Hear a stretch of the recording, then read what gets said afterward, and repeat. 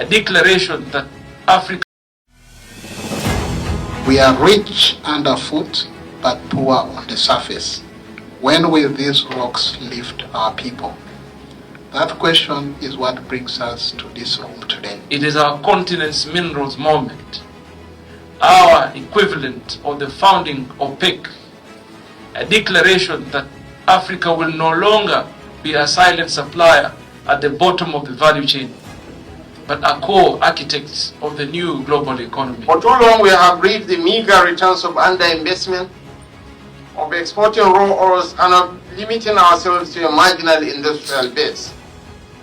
This roundtable, Your Excellencies, distinguished ladies and gentlemen, is our solemn pledge to reverse this anomaly. We need proper dialogue. Dialogue between all stakeholders. Because in life you don't only have rights, you also have obligations. It's important that you all understand what obligations are.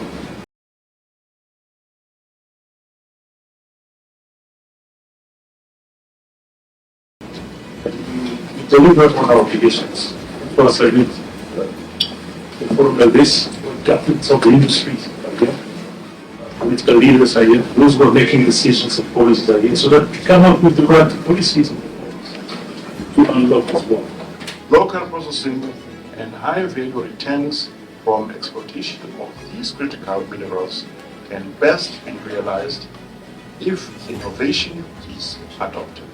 One of the things I've learned over the years is that nobody gives you power, you have to take it. Critical minerals such as cobalt, lithium, copper, graphite, and rare earth elements are the fuel of the future.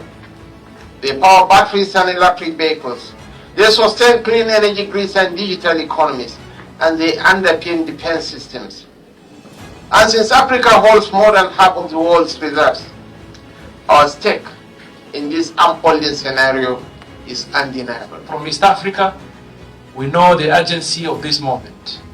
Kenya holds one of the world's largest deposits of rare earth elements, whereas our neighboring countries host vast reserves of other critical minerals. We must emphasize that no African country will build durable prosperity by exporting raw ores. Nigeria, Uganda, Zimbabwe, Burkina Faso, Mali, Botswana, Gabon, Kenya, and Ghana are already leading this new age of equal exchange, imposing bans on the export of raw minerals to promote domestic beneficiation. We advocate for local processing and manufacturing to drive skills development, employment, and economic growth. Africa must compete not only with what lies beneath its soil, but with how we harness data, technology, and finance to unlock that wealth. We must take the bull by the horns in financing our future.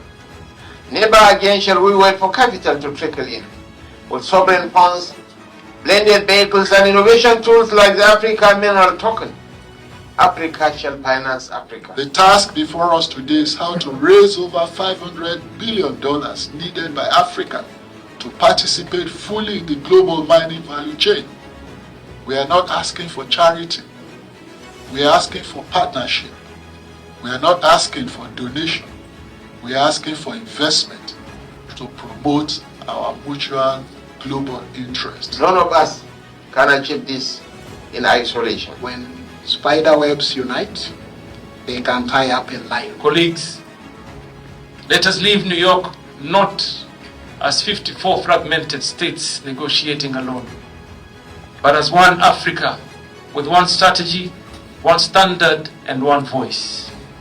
We must craft a unified African mineral diplomacy that secures our sovereignty, powers our factories, light our homes, and inspire our innovation.